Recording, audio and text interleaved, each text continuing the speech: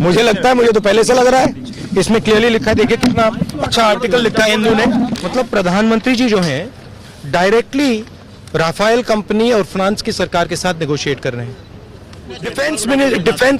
Defence ministry object कर रही है। डिफेंस मिनिस्ट्री कह रही है कि प्रधानमंत्री को डायरेक्टली राफेल और फ्रांस की सरकार से नेगोशिएट नहीं करना चाहिए। फ्रांस के राष्ट्रपति होलैंड कहते हैं हिंदुस्तान का प्रधानमंत्री चोर है। कहते हैं कि भैया मुझे तो सीधा बता दिया इन्होंने कि अनिल अंबानी को कॉन्ट्रैक्ट मिलना है। अब पार्लियामेंट में नरेंद्र मोदी से मैंने 4 सवाल पूछे, 1.5 घंटा बात की, 1 घंटे 40 मिनट। अब प्रधानमंत्री को मालूम होगा कि डिफेंस मिनिस्ट्री ने ऑब्जेक्ट किया होगा, ये फाइल तो प्रधानमंत्री ने देखी होगी, है ना?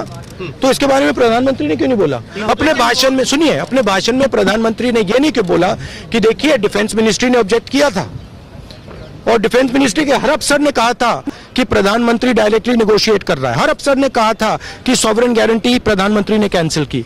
हर अफसर कह रहा था कि अनिल अंबानी को आगे बढ़ाया जा रहा है। तो प्रधानमंत्री ने उसके बारे में क्यों नहीं बोला? क्योंकि चौकीदार